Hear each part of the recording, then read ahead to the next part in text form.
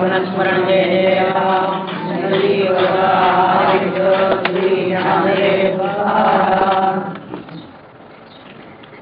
मागच्या रविवारी मी आपल्याला सुचवलं नाही, पण आता एक विषय गीतेचा संपतोय. तो कोणता? कर्माचा विषय संपून आता ज्ञानाचा विषय येतो. काय आहे ज्ञानेश्वर महाराजांच्या मते, आणि ते खरंच आहे, गीतेत काय सांगितलेलं आहे तर भगवंत अर्जुनाच्या ठिकाणी असणारे जे अज्ञान आहे ते अज्ञान नाहीसं करणं हे गीतेचं काम आहे. बाकीचे ते कर्मयोग आहे का भक्तियोग आहे हे सगळे गौण प्रश्न आहेत. त्यांचं म्हणणं असं की माणसाला ईश्वराचं विस्मरण झालेलं आहे.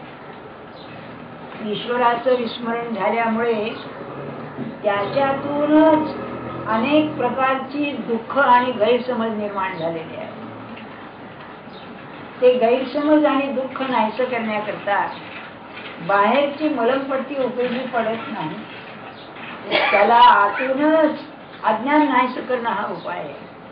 आणि तो नाहीसं करण्याकरता अज्ञानामध्ये माणूस जे कर्म करतो ते कर्मच अशा तऱ्हेनं करावं की त्या कर्माचं पर्यवसान ज्ञानामध्ये होईल.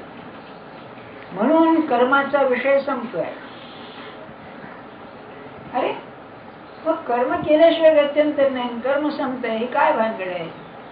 तर आपल्याला थोडक्यात सांगतो. कर्माची 4 अंग आहेत. पहिलं अंग जर असेल तर हालचाल. हालचालीशिवाय कर्मच नाही. कर्म म्हणजे करणं ना काहीतरी, तेव्हा करण्याचा अर्थ असा हालचाल. तिथे आपण ध्यानात ठेवा की ही हालचाल जी आहे ही नुसती देहाची नाही, ही मनाची सुद्धा. किंबहुना देहाच्या हालचालीपेक्षा मनाची हालचाल ही अतिशय महत्वाची आहे. उदाहरण घ्या, एका बाईला नवऱ्याचा राग आला आणि तिच्या मनात आलं की नवऱ्याला काही शिक्षा केली पाहिजे, व्हायला पाहिजे, असं म्हणा, करण्यापेक्षा व्हायला पाहिजे. काही बोलली नाही, गोड बोलली, याची जाणीव सुद्धा दिली नाही, तरी कर्म झालंच. म्हणजे व्यक्तिगत कर्म म्हणून सुद्धा जे आहे त्या कर्माला 2 अंग आहेत. एक बाहेर दिसणारं अंग आणि दुसरं न दिसणारं अंग. महत्वाचं न दिसणारं अंग आहे. पण कर्म म्हणजे हालचाल. जोपर्यंत मन हालचाल करताय, देहाला काहीतरी करण्याला प्रवृत्त करताय, तो पण कर्म आहे. बर, एक त्याच्यातलं उपांग सांगतो.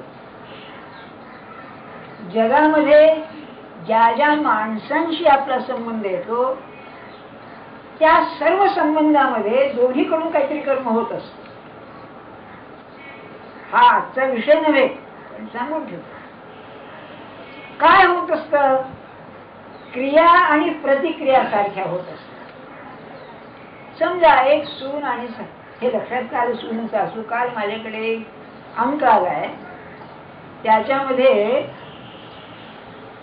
ते जे सासरेबू आहेत त्यांच्याबद्दल सुनेने लिहिलंय. ते चांगलंच लिहिलंय, आता छापायच होतं ना, त्याबद्दल नाही. पण समजा एक सासू सासरे, आपले सासू आणि सासरा आणि सून आहे. अरे वयात 50 वर्षाचं अंतर, पिढीचं 2 पिढ्याचं अंतर असणार. बरं, त्यात यांचा व्यवसाय, यांचं सगळे निराळच असणार, तिच्या कल्पना निराळच असणार. आणि काहीतरी बोला चाली झाली. मी म्हणतो बोला चाली नव्हे, बोला झाली नुसती, एकच बाजू बोलली काहीतरी. चाली म्हणजे दुसरं आलं की नाही, प्रतिक्रिया आली, एकच काहीतरी बोलला. आपण सासरा घेऊ झालं, बरं का, सासरा बोलला काहीतरी, सून लोक बसली. पण मनात आलं म्हातारा लवकर मेला तर बरा, भूल वाईट चिंतणार काय, आजारी पडणार काय नाही, मलाच करावं लागायचं पुन्हा, मेलेला बरा, बरं वय झालंय आता गाव करायचंय काय, नाही का. बाहेरून काही नाही बघा, पण केवढं मोठं कर्म झालं तुम्ही मान्य करताना. मग मला सांगा, एखादा सत्पुरुष आहे आणि स्वस्थ बसलेला आहे आणि म्हणतो रामा जगाला सुखी कर, हे कर्म नाही का? See the point. आपण बघा, मग कर्माचं पहिलं जर असेल तर हालचाल.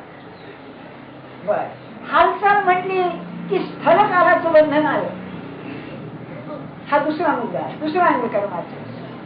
स्थल कालाचं बंधन म्हणजे कसं? कर्म म्हटलं की अमक्या वेळेला अमक्या जागी झालंच पाहिजे, नाही तर कर्मच नाही. तुम्ही मनाचं सुद्धा घ्या, मनाचं सुद्धा मनात होतं आणि अमक्या वेळेला होतं. स्थल कालाशिवाय कर्मच होऊ शकत नाही. म्हणून ज्या वेळेला भगवंतांनी विश्व निर्माण केलं आणि ते व्यक्त व्हायला लागले त्यावेळेला स्थलकाल सुरू झाले. म्हणून परमात्माला आद्य असं म्हटलेलं आहे ज्ञानेश्वर महाराजांनी. ओम नमोजी आद्य. आद्य का? त्याला इंग्लिश मध्ये शब्द सुरेख आहे, प्रायमॉर्डियल. त्याच्या आधी काही नाही, तो खरा. स्थलकालाचं बंधन आलं. स्थलकालाचं बंधन आलं की कर्माचा संबंध सगळ्या जगाशी आला. कारण अनेक स्थलकालामध्ये अनेक व्यक्ती कर्म करणार, यांचा समुदाय संबंध आहे, तो जागतिक कर्म निर्माण होतो. सामाजिक म्हणा, जागतिक म्हणा. आता तिसरं अंग, हे सांगायचं हेतू नाहीये, आजचा विषय तो आणून तिथपर्यंत यायलाही सांगता येईल. हे जे जागतिक कर्म आहे हे कार्यकारण संबंधाने बद्ध आहे. कार्याशिवाय कारणाशिवाय कार्य नाही.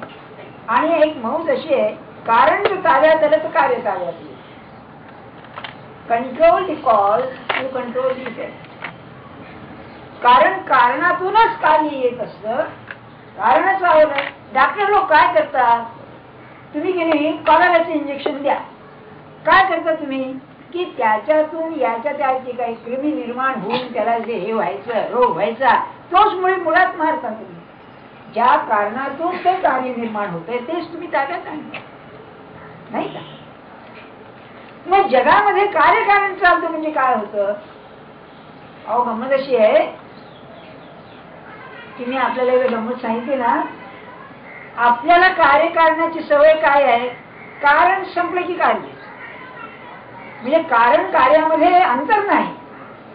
कारण संपलं की कार्य सुरू झालं पाहिजे. किंबहुना कारण सुरू असतानाच कार्याची निष्पत्ती काही ठिकाणी व्हायला लागते. काही ठिकाणी बीतून झाड येतं, तर बी नाहीच झालं म्हणजे झाड येतं. पण तुम्ही बी पेरल्यानंतर कार्य व्हायला सुरुवात झाली, पण ते दृश्यात नाही.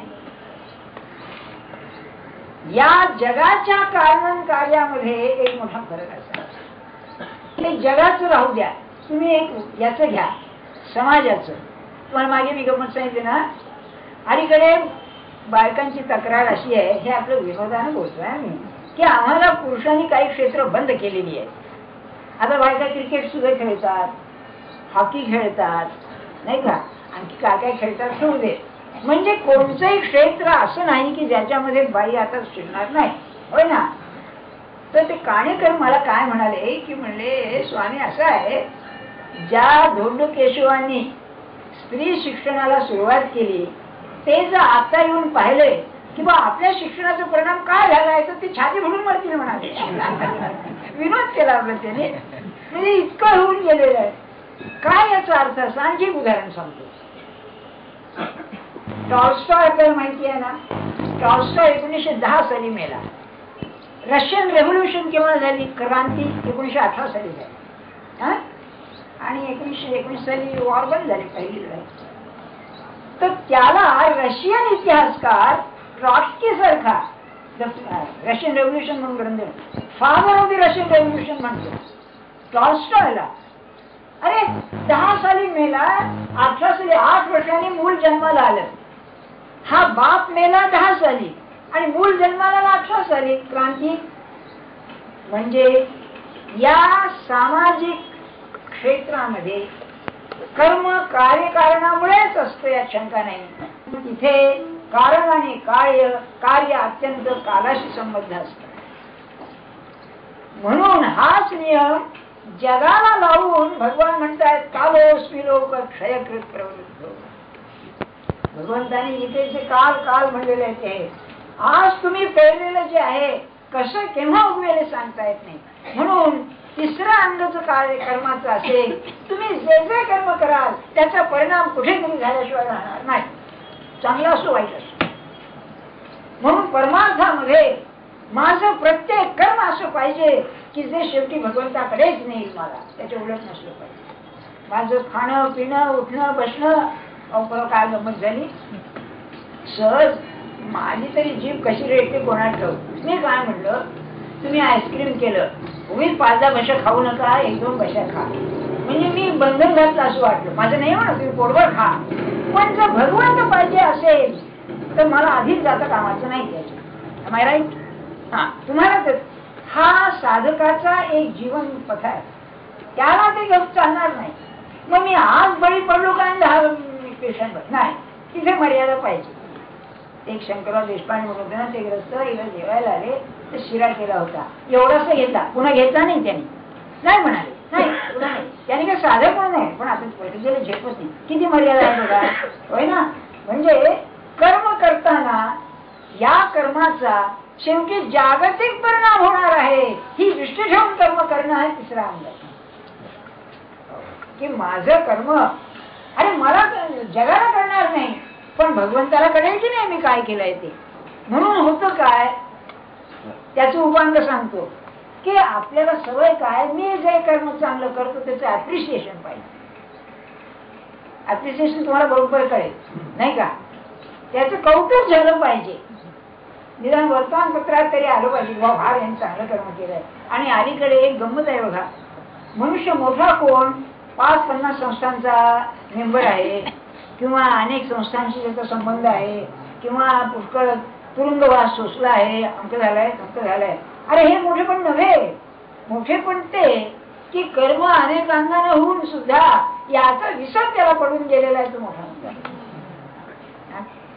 काय सांगावं आपल्याला, अर्थात हा नीतिशास्त्राचा भाग आहे.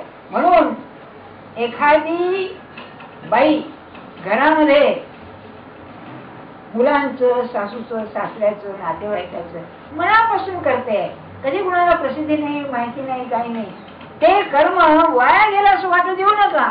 ते कर्म अत्यंत महत्वाचं आहे. ते जगाच्या दृष्टीने महत्वाचं आहेच, पण त्या व्यक्तीच्या दृष्टीने सुद्धा असं वर नेणार आहे. त्याला उन्नयन असं म्हणतात संस्कृतात, वर नेणार आहे. हे तिसरं. चौथा अंग असं आहे कर्माचं की मी आता सांगितलं आपल्याला, कारण आणि कार्य. कारणाशिवाय कार्य होऊ शकत नाही. एवढं जगातलं जे कर्म आहे ते एके ठिकाणी आल्यानंतर त्याला कारण केवढं प्रचंड असलं पाहिजे नाही का. आता ही महायुद्ध झालं ना, पहिलं आणि दुसरं, रसेलने फार सुरेख म्हटलेलं आहे. ते म्हणाले की एक लहानशी घटना घडते आणि युद्धाचा भडका उठतो. आपल्याला वाटतं एवढ्याने एकदम युद्ध नाही, त्याच्या मागे केवढी कारण परंपरा असते. आपण पाहताना ते सगळं शिजत येतं आणि एक काहीतरी होतं आणखी भडकावतो युद्धाचा, हे नाही का. हे जर आहे तर एवढा संबंध उत्पाद जगात व्हायचा, एवढा जगाचा कारभार चालायचा. म्हणजे किती हिंदुस्थानात किती 33 कोटी लोक ना, आता 80 कोटी झाले आहेत. इतक्या लोकांचं रोज किती कर्म चाललंय इतकं. तसंच चीनमध्ये, युरोपमध्ये, अमेरिकेमध्ये या सगळ्यांच्या कर्माचा समुदाय म्हणजे जग आहे. आणि इतर ग्रहावरती लोक असले तर कोण आठवण. या सगळ्यांचं कार्यकारण भाव सांभाळणं कसं काय व्यक्तीला शक्य आहे का. म्हणून या कारणांचं कारण जो आहे तो ईश्वर या कर्माचा मालक आहे. हे चौथा अंग आहे, दी ग्रँड कॉज. अरिस्टॉटलने त्याला फर्स्ट कॉज असं म्हटलेलं आहे, आदि कारण. आधी कारण कसं आहे, मग तुम्ही म्हणाल हो याचं कारण ते, त्याचं कारण ते, त्याचं कारण ते, मग त्याला कारण नाही का. ते स्वयंभू आहे, सेल्फ कॉज. त्याला दुसरं कारण नाही, नाही तर ते अपूर्ण राहील. म्हणून ईश्वर स्वयंभू आहे, तो या जगाचं कारण आहे. आणि शेवटचं हे सगळे मानवी कल्पना आहे. हे कारण कार्य आम्हाला विचार करता येते म्हणून सगळ्या मानवी कल्पना आहे. शेवटी काहीतरी झालं आणि जग निर्माण झालं, कसं झालं कोणाला पत्ता नाही. कारण निर्माण झालं तेव्हा नसणार, आता संपलं म्हणजे आपण नसणार, मग आपल्या कल्पना करीत बसायचं. म्हणून शेवटी कल्पना काय केली, मला एकट्याला चैन पडत नाही, लग्न करून पोरं बाळ झाली म्हणजे बोंबलत बसतो तरी पण बरं आहे, अशा भीती आहे. तसं ईश्वराला झालं, एकाकी नरमते एकोहम बहुश्याम प्रजायेय, म्हणून हे सगळं झालं. फरक एवढाच झाला की आम्ही आमच्या प्रपंचामध्ये मीपणाने गुंततो, तोही गुंतलाय. तवे मानू प्राविशत, जग निर्माण म्हणून त्यात शिरला म्हणाले, पण तो अलिप्तपणे आहे, आम्ही गुंतून राहतो. आम्ही देवच, पण फक्त अशी देव. असा फरक झाला. आता हे सगळं मी काय सांगतोय आपल्याला, असं आहे त्यांचं म्हणणं असं, जर या कर्माच्या बंधनात तुम्ही आहात, या जगात तुम्ही निर्माण झाला की सगळी कर्माची बंधन आली, इतकं कुठे खोलात जातं. सारी होत बघा, तुम्ही जन्माला आला, कुटुंबाचं बंधन आलं, आई बापांचं बंधन, भाऊ बहीण, तुम्ही काही ठरवत नाही, मी पहिला येणार दुसरा येणार, मुलगी होणार मुलगा येणार, तुम्ही काही ठरवत नाही. आला ते वातावरण आलं, आहे का तुमच्या हातात? नाही. त्याच्या पुढे तुमचे शेजारी पाजारी कोण असावे तुम्ही ठरवताय. 6 शेजारी नको घर बदलताय. मुंबईमध्ये घर बदलणं म्हणजे असं एक सांगतो, तर्कशास्त्रात असं आहे, 2 तऱ्हेचे सामान्य गुण असतात. एक वेगळा होणारा आणि एक जन्माबरोबर मरेपर्यंत राहणारा. त्याला सेपरेबल ऍक्सिडेंट, इनसेपरेबल ऍक्सिडेंट म्हणतात. उदाहरणार्थ आपण कपडे घालतो, सेपरेबल ऍक्सिडेंट म्हणजे काय, आज हा कपडा धुतला, तो कपडा घातला, पण शरीराचा रंग, चकना डोळा किंवा लहान हे इनसेपरेबल आहे. तसं मुंबईमध्ये घर हे इनसेपरेबल झालेलं आहे. सध्या सोडतो, कसं सोडतोय, शक्यच नाही बरं का. सांगण्याचा मुद्दा असा, म्हणजे माझे शेजारी पाजारी कोण असावे, शेजारच्या ब्लॉक मध्ये कोण राहावं हे माहिती. बघा तुम्ही कर्माचं पारतंत्र्य किती आहे ते. तिसरी गोष्ट, तुम्हाला ज्या शाळेत जायला पाहिजे त्या शाळेत ऍडमिशन मिळते का, तुमचे पैसे पाहिजेत, नाहीतर इंटरव्ह्यू घेतात. काय सांगा, ते 3 वर्षाच्या पोराची इंटरव्ह्यू म्हणे, हा चमत्कार आहे बघा. म्हणजे विनोदच आहे बरं का. काय प्रश्न विचारतात ते पोरग, काय सांगतो कोणाच ठाऊक नाही का, पण इंटरव्ह्यू मग ऍडमिशन. त्या शाळेमध्ये तुमच्या वर्गात कोण असावे, मास्तरनी कोण असावे तुमच्या हातात आहे नाही. परत तेही जाऊ द्या, मॅट्रिक पास झाला, काय कुठे जावं, कोणत्या कॉलेजमध्ये जावं आहे सगळी तुमच्या ते नाही. बरं पुढे कोर्स कोणता घ्यावा तुमच्या हातात आहे, काय तुमच्या हातात आहे. बरं लग्न सुद्धा 10 मुली पाहतो, एखादी करतो, अरे का केली आहे तुमच्या हातात, काय मला सांगा. नोकऱ्या तुमच्या हातात आहे, आणखी नोकरी मिळेल म्हणून मला, मग का तुम्ही एवढं मी मी मी मी करून जे करता का करता. बर लग्न झालं, मूल बाळ होणं तुमच्या हातात आहे, झालं मुलगा मुलगी व्हावी तुमच्या हातात आहे, ती लडकी असावी नसावी तुमच्या हातात आहे, दिसायला सुरेख असावी नसावी तुमच्या हातात आहे, नाही का. काय मला कळत नाही, म्हणजे किती विचित्र आहे. याचा अर्थ असा की या मानवी जीवनाला चालवणारी ते जे आधी कारण आहे ईश्वर, त्याचं स्मरण ठेवणं हे कर्माचं पूर्णता, कर्माची पूर्णता. म्हणून गीता सांगते 11व्या अध्यायात दाखवलं, याला जाळलं त्याला जाळलं, त्याला मारलं याला मारलं, भीष्माला मारलं द्रोणाला मारलं. तू बाबा निमित्त मात्र आहेस, नुसतं उभा राहा ना. म्हणजे माणूस हा यंत्रासारखा आहे बरं का. कसा आहे समजा, एखादी मशीन गन आहे आणि ती एका याच्यावर ठेवलेली आहे, त्याला एक स्टँड लागतो मशीन गनला. तेव्हा तो स्टँडवर ठेवून मशीन गन मध्ये 25 गोळ्या आहेत सोडल्या. मशीन गनचं तारीफ काय आहे, त्यात मशीन गन ऑपरेट करतो त्याची तारीफ आहे, मशीन गनला काय आहे. तसं माणसाला चालवणारी शक्ती जी आहे, आधी कारण आहे, ईश्वर आहे, तो खरा करता आहे. मी नुसतं समोर आहे, मी निमित्त मात्र आहे. म्हणून निमित्त मात्र भव सर्व साराचे. हेही झालं, मग याच्यातून निर्माण काय होतं, मी निमित्त मात्र आहे म्हटल्यानंतर मला अमुकच फळ पाहिजे अधिकारच नाही, मागण्याचा अधिकारच नाही, कारण मालक तो.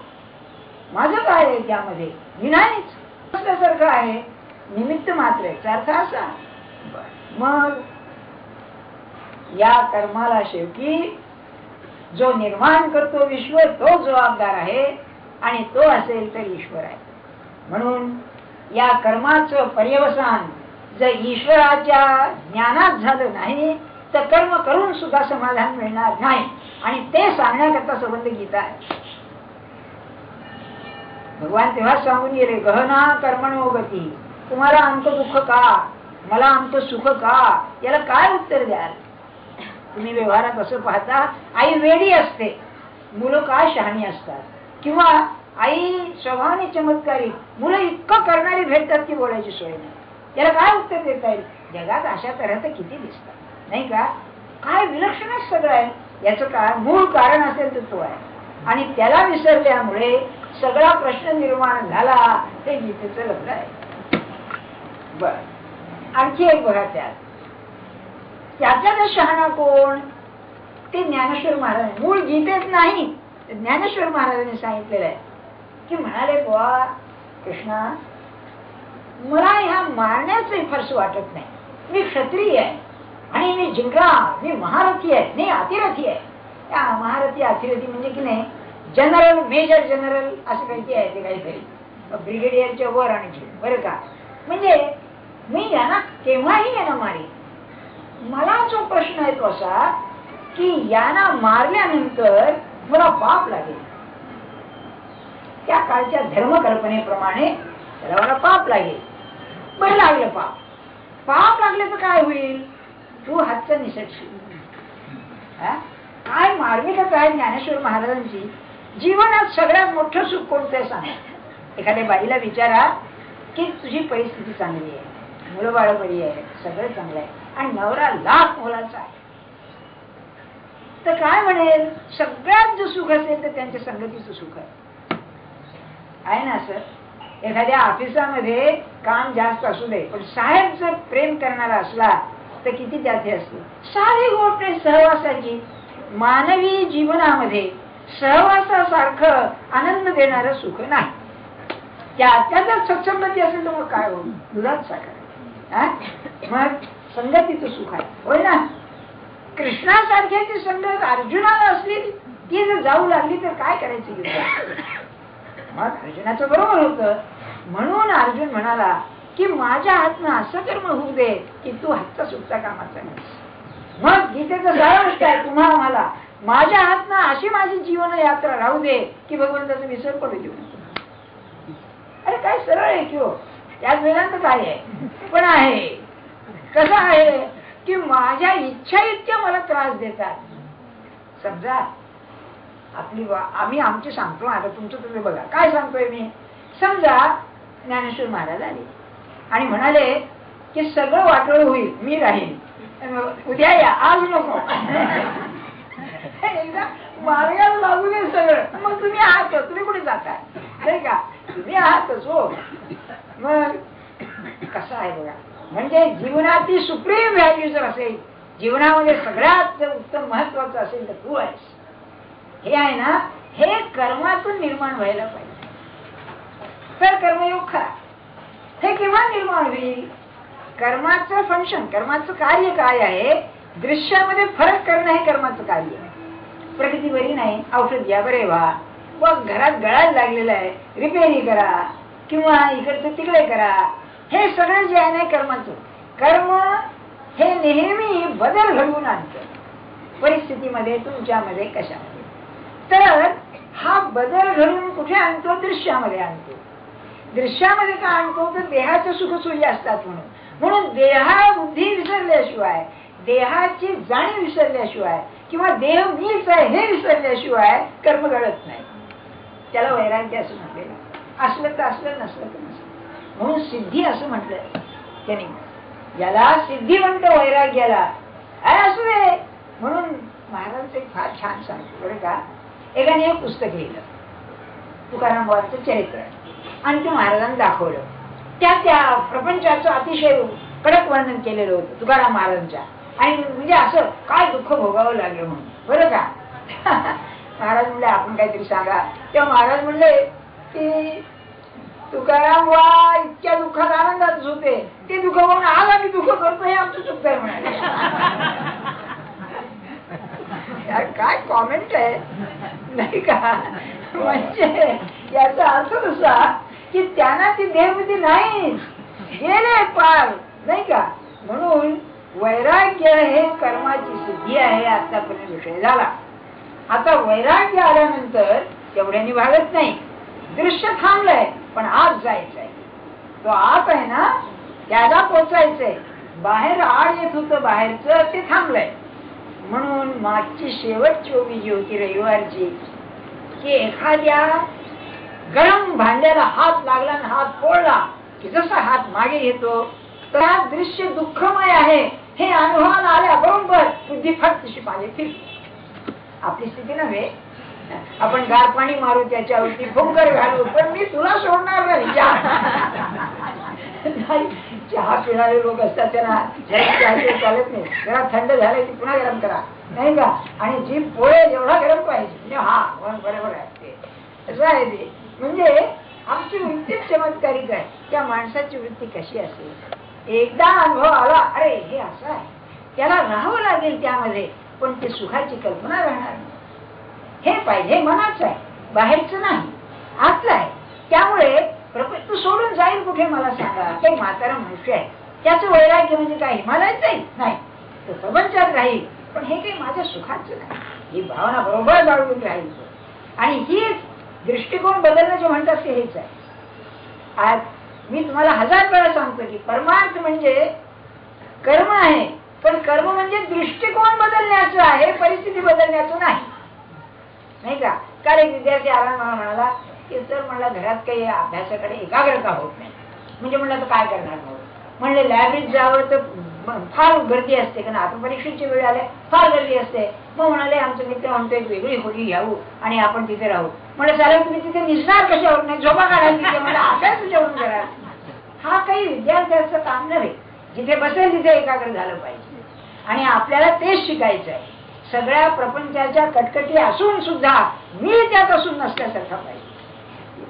मी अतिशय प्रेमाने म्हणतो आपल्याला आणि थोडा अभ्यास तर करू की आपण नाही का. घरात मनाच्या विरुद्ध असावं नाव ठेवणारे त्याला की नाही नवीन करायला नको असं अगदी तुमचा दोष न काढणारी माणसं घरात अशी येतं तुम्ही ते चुकला काहीतरी चुकला. हो अगदी. अरे साधू संतांना चुकलं नाही तुमच्या आमची काय करता नाही का. खरोखर सांगतो मला दिवाळीमध्ये एक नवरा बायको आली. 2-3 वर्ष झाली होती लग्न होऊन. मूळ बाय काय नव्हतं त्यांना होईल म्हणलं वगैरे. तर मी आलो गमतीने बायको नाही झालेली. नवरा काहीतरी CA ला काय बसत होता काहीतरी होता. MA झालेली बायको संस्कृत घेऊन MA झालेली आणि त्याचे धर्मशास्त्र विषय होता MA ला. मी सहज म्हटलं तुमचं त्यांचा प्रेम विवाह होता. तर मी आपलं गमत म्हणलं की म्हणलं प्रेम चालू आहे ना ते काय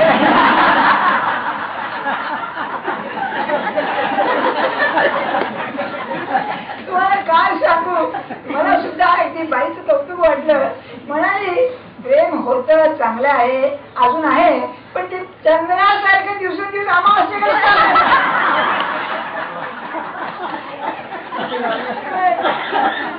किती गोड बोलली बघा. मग मी पुढे म्हटलं अमावस्या झाल्यानंतर सगळं म्हणलं अंधार. हे हुशार असतात ती म्हणली पण तेवढ्यात सर मूळ झालं ना तर म्हणली पुन्हा कला वाढायला लागते आणि म्हणाली तेवढा आशीर्वाद द्या.